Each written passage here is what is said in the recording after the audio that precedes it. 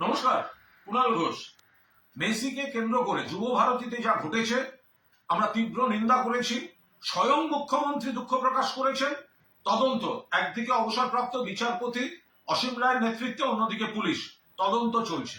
কিন্তু এর মধ্যে আমরাও যেমন খোলামেলা সমালোচনা করেছি, পাশাপাশি হঠাৎ সিপিএম সাধু সেজে এখানে হঠাৎ বড় বড় কথা বলতে আসছে। আমি আপনাদেরকে অনুরোধ করব, যারা সোশ্যাল মিডিয়ায় সহকর্মী বন্ধু নাগরিকরা আছেন, এই সিপিএম বিজেপি কংগ্রেসের এই সাধু সাজার নাটক এটা হতে দেবেন না। 1980 সাল 16ই August Eden garden, Mohun Bagan east Bengal, ভারতবর্ষের ফুটবল ইতিহাসের অন্ধকারতম দিন। মাঠে গন্ডগোল, মারামারি, 16 জন মারা গেল। 16 জন মারা গেছে। আজও ওই তারিখটায় আমরা ফুটবল প্রেমী দিবস, রক্তদান শিবির করা হয়। আজও কোথায় ছিলেন তখন মুখ্যমন্ত্রী জ্যোতি বসু? কোথায় ছিলেন পুলিশ মন্ত্রী জ্যোতি বসু? কোথায় ছিলেন তখনকার ক্রীড়ামন্ত্রী? তাদের তো কই তদন্ত কমিটি ডাকা হচ্ছে না কেন? ইস্তফা চাই।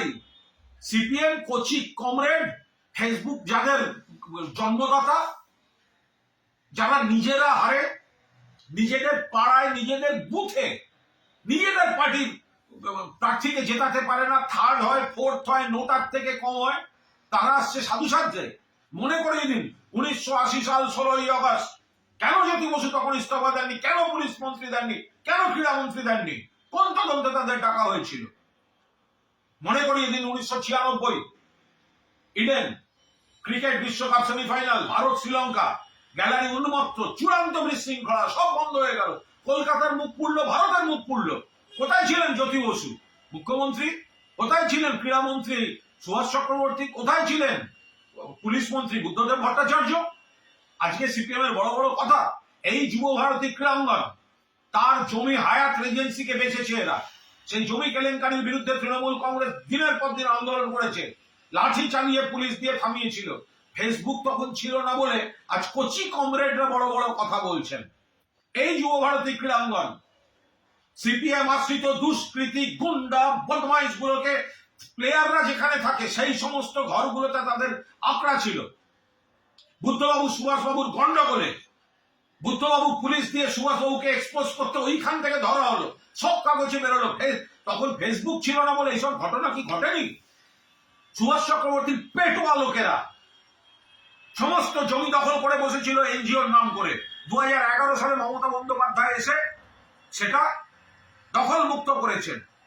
এদের কাছে বড় বড় কথা শুনবো। মারাদোনাকে এমন টানাটানি করেছে বিশৃঙ্খল ভিড়ে, সুভাষ চক্রবর্তীকে সাদা টুপি দেখে মারাদোনা মোহনবাগান মাঠে নামতে চায়নি। জিজ্ঞাসা করুন মোহনবাগান সভাপতি দেবাশিস দত্তকে।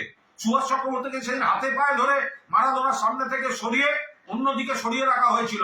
মারাদোনার পাশে যাবেন না বলে মাঠের মধ্যে 2-4টে বল মেরে চলে গেছিলেন। জিজ্ঞাসা করুন সেদিনকার ঘটনা।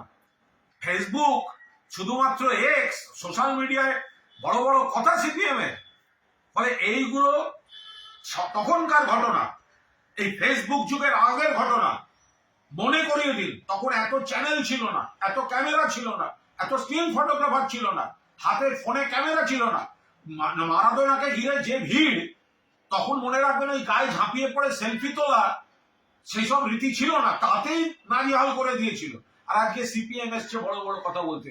1980 সাল 16ই আগস্ট ইডেনে 16 জনের মৃত্যু। জ্যোতি বসু ইস্তফা দেননি কেন? সিপিএম এর ক্রীড়ামন্ত্রী কেন ইস্তফা দেননি? কেন পুলিশ মন্ত্রী ইস্তফা দেননি? আগে আবার যারা ফেসবুকে জন্মেছে, টুপ করে সব জ্ঞান ফেসবুকে, মিথ্যা চড়াবে ফেসবুকে, ভুলিয়ে দেবে ফেসবুকে। ফেসবুক বলে যে বিষয়টা যখন ছিল না, তখন যেন কিছু ঘটেনি, সেগুলোকে মনে করিয়ে দিন। এবং 1980 সালের 16ই আগস্ট ভারতবর্ষের ফুটবল ইতিহাসের অন্ধকারতম দিন। গুগলে যান, সার্চ করুন, ছবি দিন এবং কমরেডদেরকে সামনে তুলে ধরুন। কমরেড, মনে পড়ে?